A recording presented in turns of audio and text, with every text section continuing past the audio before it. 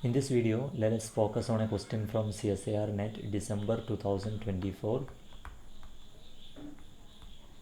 A grating spectrometer in vacuum is illuminated by 500 nanometer light, gives first order spectrum at an angle of 20 degree. When the vacuum chamber is filled with argon gas at pressure P, this angle.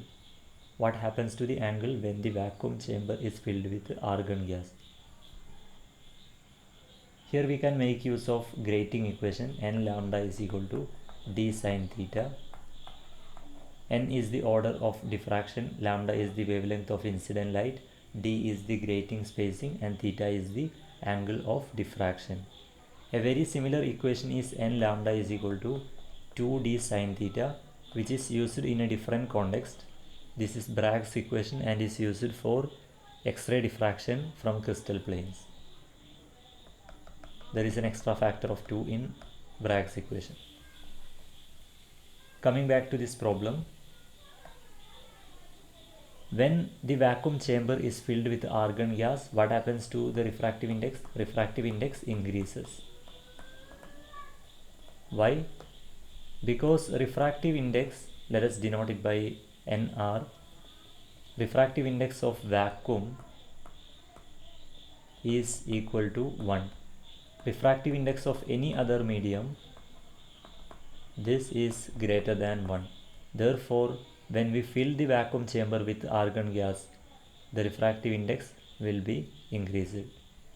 Now, increase in the refractive index means change in wavelength. Lambda prime will be equal to lambda divided by NR. The wavelength in a medium is given by lambda divided by NR. Now, NR is greater than 1. This implies lambda prime is less than lambda. Therefore, the wavelength decreases when we fill the vacuum chamber with argon gas.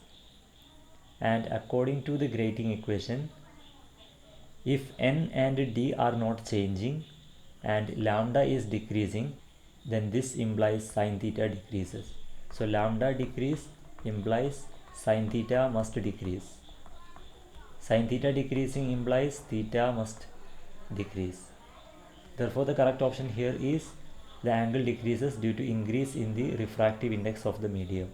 Now, why is option 1 incorrect? Because in the option 1 it is said that the angle increases, which is not correct according to the grating equation. Options 3 and 4 are incorrect because in the options 3 and 4 it is said that the frequency of the light is decreasing. Frequency of light does not change when light enters from one medium to another. Lambda can change, V can change. The speed of light and frequency and its wavelength are related through the relation V is equal to F times lambda. Here F remains constant. If V decreases, then lambda also decreases. If V increases, lambda also increases. But F remains constant always. Therefore, frequency decreasing means this is incorrect statement. Correct option here is option 2.